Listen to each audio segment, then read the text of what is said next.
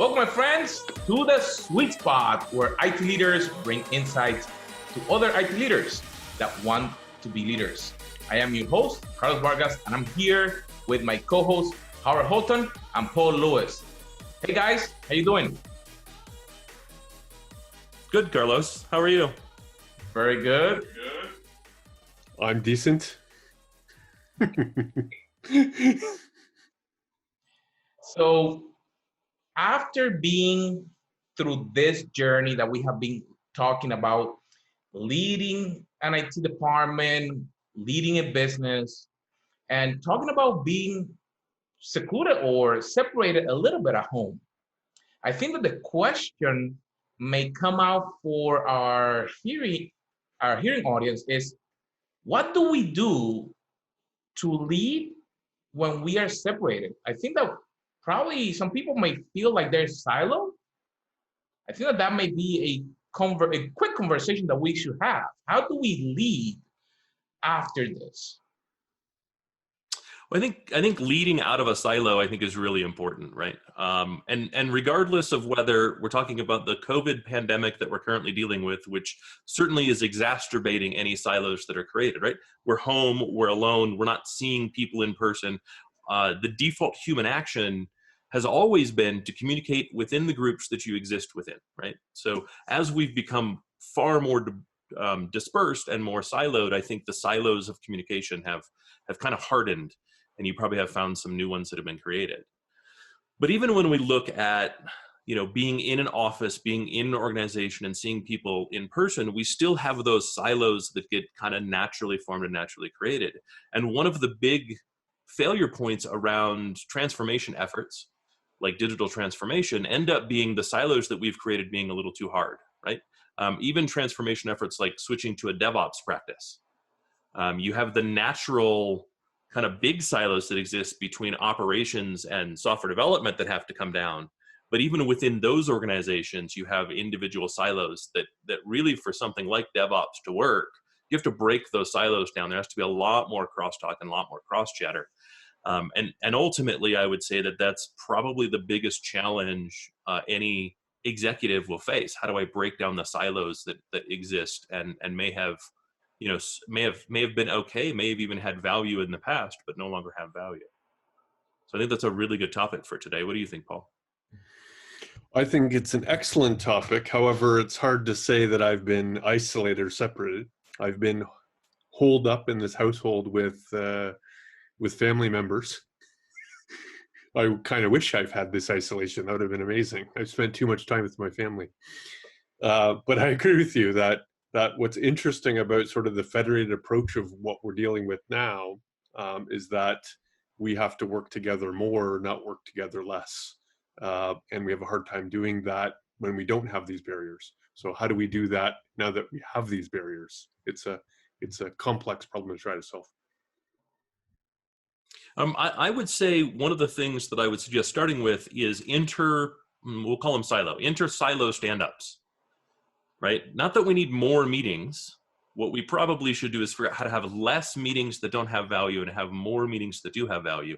But as a leader, try to organize interdepartmental stand-ups, little 10, 15-minute meetings where people can talk about not just what they're doing, but what they're doing within the context of the gates or trouble that they run into, right?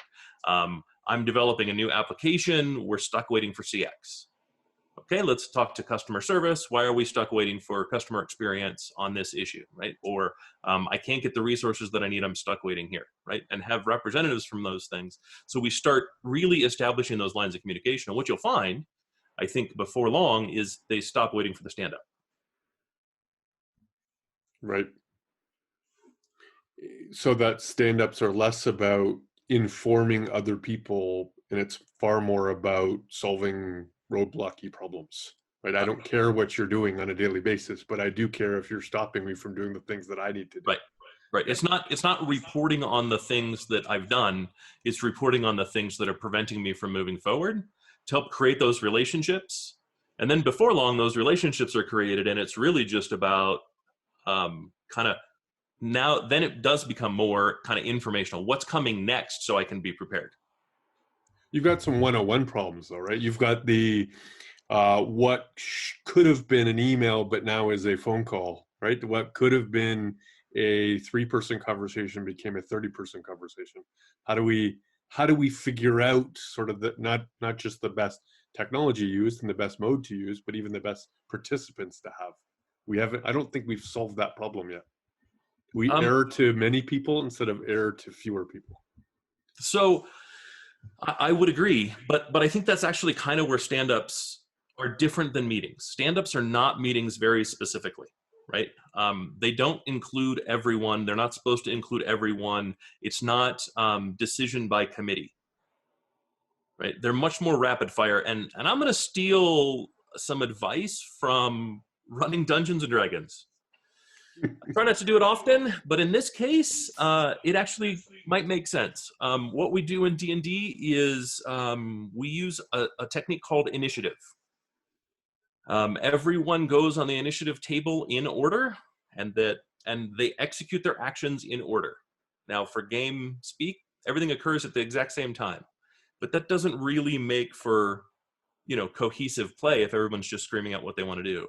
And so we just kind of go around the horn, right, if that makes sense, to try to enable that communication. And it eliminates a lot of the crosstalk. You can just go left to right and then immediately go right to left, right? Don't always go in the same direction. It ensures everyone has a say. Everyone gets to say what kind of they need or what's on top of their mind. And then their chance to respond comes when you come back around the horn. The goal is not a finger pointing. It's really just to enable communication. So it's not, let's get to the root cause of why this roadblock is occurring, right? It's just, this roadblock is occurring. Can you please help us remove it? And I think those two things, right? Using kind of an around the horn and then back around the horn, followed by, it's not the blame game. It's just informational. Don't try to establish blame. Don't try to establish responsibility. Just try to move the bar forward. I think those two things would help a lot. Which works in a world that you're jointly trying to get to a goal, which means that sort of the hierarchical sphere of influence makes sense. But if the needle you're trying to move is outside your sphere, right? It's IT plus marketing plus finance plus operations, and it's not about a project, but it's just about the business, right? It's just some activity within the business that requires joint communication. Then is that just as effective, or do I have to use different means, different processes to support that?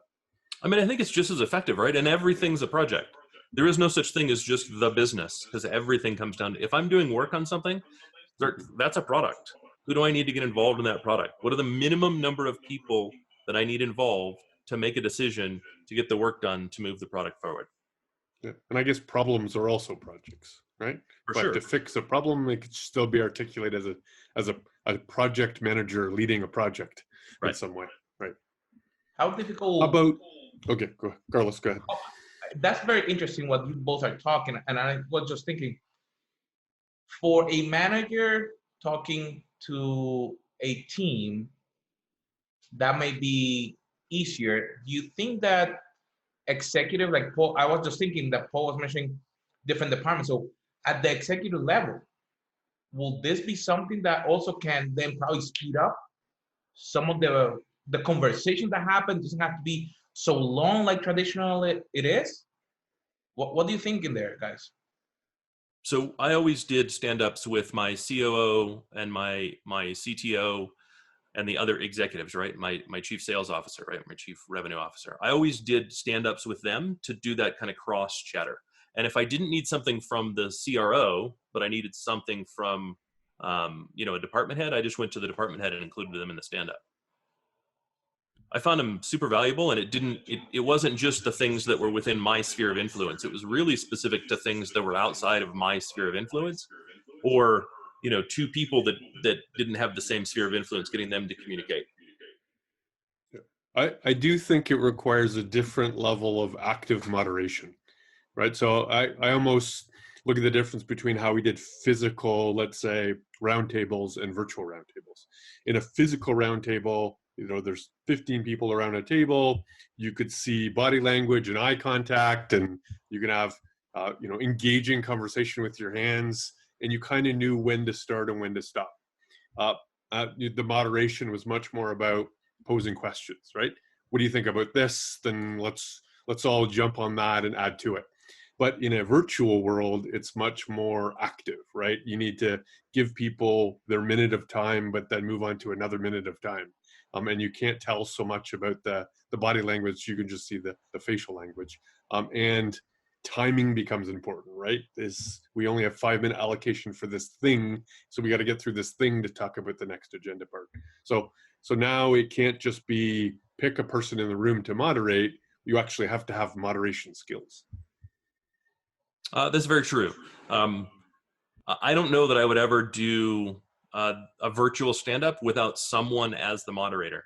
And sometimes that's the leader, the highest ranked leader in the room, right? Maybe that is the CIO working cross-department to the VPs that report into him or her, and maintaining the moderation. But it is really important that the moderator understand their job is to moderate, not umpire. And those things are distinctly different, right? You're not ruling on whether someone is right or wrong. You're simply making sure that the communication channel gets established and that both sides have a chance to speak, or all sides have a chance to speak, right? If you've got 12 people in the stand-up, then 12 people need to speak, that everyone is heard, and ideally that they're listening. If you need to correct someone's behavior, if you need to sit down with them, do that as a one-on-one, right? It's not a time to umpire. So how do you break down the silo when it's even outside of your organization, right? So now we're talking about, as buyers, how do we expect to interact with suppliers differently? And then as suppliers, how do we expect to interact with customers differently? There's some uniqueness to those problems. I mean, I would say that's vendor management and customer service kind of 101 level stuff, right? If you're not getting the level of communication that you need with a vendor, and I don't know that COVID has made that so much significantly worse, other than I can't call you on the carpet in my office. I have to do it via chat. Like, I don't know that that's really, that comes up, but I don't know that that's really that complicated, right? My attitude was always, if I'm paying you, you at least need to do me the service of listening to what I have to say. Doesn't mean I'm right, right? The customer is always right only extends to about the first 15 seconds, but the active listening skills, I think, are important on both sides. Do you think the selling experience is different? Since I'm not since there's no salesperson in front of me and showing me their wares and demoing product, and I can ask and answer technical questions in the room. Now that it has to be sort of virtual experience, do I have a different expectation of something like an EBC, an executive briefing, or just a regular sales meeting? Do I, as an example, would I now expect, since it's virtual, that it's much more likely I have the actual principal technologist, or somebody from product management, or somebody who has a detailed technical engineering perspective of the thing they're looking for, or that I expect on the other side, the president or the CEO to be in the room? Like, now that it's virtual, the excuse of the location isn't relevant. Therefore, I have a much, I think I'm gonna have less meetings and therefore more important people per meeting. Does that make sense? 100%. And I would say the big challenge there is engagement, right? When we're virtual, it's much easier to get the right people on the call, but it's much harder to retain their focus. It's much harder to retain that level of engagement that we had when we're all in the room, right? If everybody's in the room and you start noticing people looking down at their phones all the time, you've lost the audience. But that's much, much harder to do when there's 9 people or 12 people or 15 people on a virtual call. Right. And so I think timing and pacing and scheduling and moderation all start to become a lot more important in virtual calls. And I would say on both sides. Right. I would never plan, like, as a customer doing all these virtual calls, I would never go into a virtual call without having someone from my side as the official note taker. Right? I want to make sure that the information is getting captured. I probably would want a recording of the call. Right? If I'm actually thinking about placing an order and we dig into the technology and we get real into, like, you're showing me a demo, you're doing all these things, I probably would want a recording of the call. So you open That's an interesting IP challenge now that you bring that up, Carlos. I was going to go there. So from a technology standpoint, it's very easy to do that. Will you like a recording as a customer? Will you like a transcription of the call? Or it is more so you can sit down later and try to debrief with other people that were not in that room? It's for a bunch of reasons, right? Not the least of which is when we do the customer only after action, right? Which we always did. What did you think? Does this do what we need to do? Did you see the things you wanted to see? There's always a little bit of telephone that happens, right? They said this, no, they said this, no, they said this. Having the recording allows us to go to that point and go, well, this is actually what they said, so let's get some clarification, right? And then the other thing is, it'd be really nice to have the video and just be able to snip to the places that where they're actually doing a demo and share that with other people. Right. So then the video and the capability to search within the video will be something that will be valuable. So as an executive, you can say, well, go here. Here's where we started the demo. See if this meets the requirement. Sharing that. What is a concern that you may have that you're looking at a technology and now there's a recording that you're actually looking at that technology? Yeah, non-technology wise, preparation becomes far more important. Right now that it's recorded and you can see it again, the likelihood that you have to already be prepared with all the potential questions and answers, that you have to be far more professional than you normally would, right? You can't be talking for 15 minutes about skiing and kids and horses, right? You've got to actually go through the process of being as detailed and informative as possible. And then watching the exact tone and words that you use, right? Because they could haunt you, right? You could say, yes, we have 100% data guarantee. And then in fact, suggest that you didn't say it, and they'll bring the record back up again, right? So preparation isn't, meeting on the drive to the client site. It is hours of preparation before you get there. And then even worse, well, I'm going to say even worse, even better, depends on the perspective. Even worse might be, now there are technologies to actually score the value of the presentation, right? You can actually say whether the tone was correct and the speed was correct and that you hit on all the right notes of the topics you're trying to address. And that could be used to score not only you as a vendor, but you inside of the vendor environment to say how you scored against other account teams. So it becomes a Wild West potentially. But it also becomes tremendous value, right? Because now as a vendor, now if I'm the supplier, if I'm the one doing the demos, if I'm the one answering the questions, I can start to really identify the individuals that bring very specific value, right? What speakers really do drive the highest engagement, right? And that might be totally different from the ones that have the deepest technical knowledge and then can answer those questions. And it might again be different, those that have the deep technical knowledge but can't think on their feet versus those that aren't quite as deep but can think on their feet. And because it's a virtual environment, it does give you the ability to have some or all of those people on the call, right? Maybe you only have the guy doing the demo on the call during the demo. Once the demo's off, that person drops and there's another tech expert on. And maybe that tech expert is using Teams in the background. I've done that on calls before, right? Where we had some experts on, but they weren't really the most engaging speakers. They really weren't comfortable with it, but they were great at feeding answers to questions in like a Teams chat or another chat platform, right? A Discord or Slack. Like the ability to be virtual is far better for the vendor than in person, right? There are people that you just simply could not get, assets you couldn't get access to. And now it doesn't have to be this account team versus this account team, right? The account team can now really focus much more on the relationship, much more on the specific customer use case, and not so much on being real deep in the product, because I can get the deep product people wherever they are. Right? So I think there's tremendous value from that perspective. Well, you think that part of the meeting, you bring that expert already pre-recorded, or they should be live? I think pre-recording is disingenuous, right? If you're going to do pre-recording, just before the meeting, say this person is not able to make it. We're going to have them do the demo, but I've attached a video of the demo that they did at some event, or our internal training demo that they recorded. Right? I think it's disingenuous to bring a pre-recording to the meeting. Plus, it actually shows you lack skill set.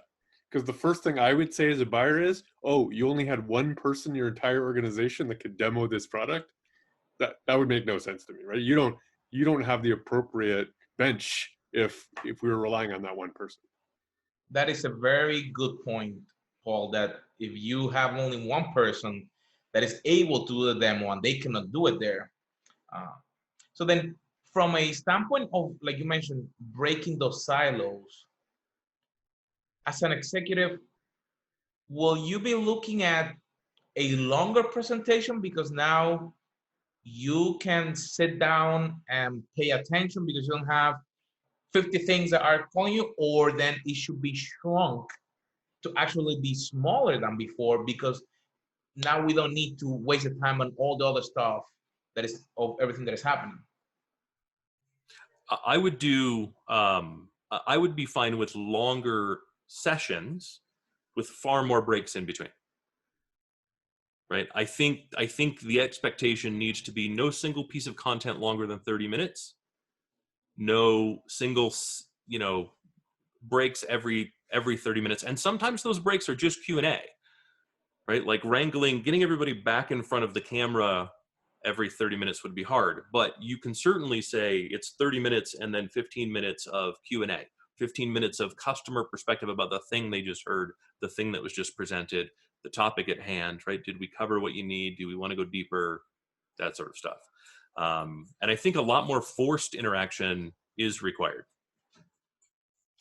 And I'd also be fine with longer longer total sessions, but in, let's say, 15, 20-minute increments, and have different audience members. It's quite possible the CIO only needs to be there for the business conversation, doesn't need to be there for the technical deep dive. Well, let's make sure we can put those appropriate scheduling in place so that they show up when we need them to show up. So that I think really being focused on who the audience is and what you're talking about at that particular moment, I think is really important. I think that's how an in-person EBC type thing should be run anyhow. Start with the high-level business conversation, everybody's why, voice of the customer, strategy, and then kind of dig into the more technical pieces and allow the audience members that aren't appropriate for either side to step in and out, right? These are very long meetings. And I think when you're doing it virtual, I think it's more incumbent upon the vendor to really kind of set that up, right? This is going to be this level of detail. We're going to want engineering in the room. Then we're going to talk about how it's supported. So we're going to want those people in the room, right? And really make sure that your agenda has more than just a title on it, but really like who's the intended audience? What level are we talking to? That sort of thing. If we're looking at that, we talk about breaking the silos of how we lead different teams, how we go with the customer. How then we bridge the gap of then the people that are now working at home, and that may become a new reality, like we heard on previous podcasts from some of the leaders that have been with us. How do we start breaking then the silos that when somebody's working remotely and they probably are not too connected versus the reality that was before, that we were together and the silos were different? How do you think that could work? So I think it's important to think about, there's been a lot of discussion of a 50-50 split, right? That reducing the number of people in the office to 50% at any given time helps to add a little bit of social distancing, helps to reduce the density. And so let's just take that as an example, right? I don't want 50% of any one team working from home and versus in the office. What I would really prefer is that one team works all from home and then all in the office, right? And kind of do it that way. But I think it's also really critical to schedule it so that all of the same teams are not always separate from each other, right? So that let's say, for instance, you've got storage, networking, and compute as 3 teams. Those are 3 very traditional teams that ideally would be broken down by now, but aren't always everywhere, right? If storage and compute are always in the office and always at home at the same time, so those 2 groups will continue to communicate. But if networking has the opposite, then there's going to be a much harder silo created between networking and storage and compute than between storage and compute, as an example. And so you'd really want to think about how that rotation works so that you're able to at least get those people in front of each other every other week. And even if that means that you're doing things like a 3-2 split, right, where you work remote 2 weeks, you're in the office 2 weeks, you work remote 2 weeks, and you kind of rotate that, right? I think some thought needs to be put into how do we make sure that we're not reinforcing silos while at the same time trying to break them down. And the net impact of that is a complete redo of office space, right? Certainly there's going to be a compression of office space, but of the remaining part of that, there are no personal offices. There are only teaming rooms, 100% teaming rooms. It is enough for a space of, 15 to 30 people, and you have 20 of those rooms. So you're always going into a teaming room. It's about teaming. It's not about working at home. In fact, there are so few individual offices that nobody would go in there to be in an individual office. That's the new setup of that office scheme. And then what do we think about the teams? Normally when they're in the office, they go to the water cooler or to the coffee and they talk, they share. What do we do? Because that sometimes helps break silos because then people can interact. Now we don't have that. How do we make a virtual water cooler or a virtual coffee room or something? What do you think that could be some ideas for leaders that they can share with their teams to try to break those silos and bring people together? I don't think there's an easy answer to that one, right? I think as we start to reintegrate an office and we start rethinking kind of what space utilization looks like, I think the goal really should be this kind of split. You're no longer in the office 100% of the time, and maybe you're only in the office 30% of the time. Then the focus really needs to be on the time that you're in the office is not about individual productivity, but about team productivity and maybe inter-team productivity, right? And so we start designing spaces really focused on as much water cooler style communication and conversation as possible. And having unscheduled video conferencing, like we do this scheduled video conference every Monday at 9:00, and we do this thing, but maybe have an open forum, like just keeping some sort of room open at all times. Anybody can come in and out of that room whenever they wish. It's an obvious meeting place if you want to do something ad hoc, and that way it's kind of like a gaming environment, right? You're just showing up to a location, you notice people there. Hey, I haven't talked to Henry in a while. Let me go have a quick chat with Henry since we're all in this open meeting space. One of the things that was the most effective at my last company was heavy use of Slack. Because it kind of bridged the gap between the forced jumping into like a Zoom where I have to be focused on the camera, I have to give someone my attention, and the really casual conversation of email, right? And we found chat really kind of bridged the gap. And ideally being able to turn that chat into a real quick, okay, I think we now need, like now we're communicating back and forth enough, now we need to hop into a Zoom. And I think that sort of stuff becomes really helpful, right? Really kind of understanding what the communication platforms are that you have and what they're each best suited for, and then promoting them for their best use. I think that becomes a real important leadership skill. Do you think that, like, I know that Microsoft has one that used Yammer, Facebook have the workplace at Facebook, that are like social platforms for people to interact. Will that be something that will be helpful? Is that too distracting from your point of view? No, we encouraged even Slack channels that had nothing to do with work. right? We heavily encourage that. Somebody wants to go talk about movies. We had a pop culture Slack channel.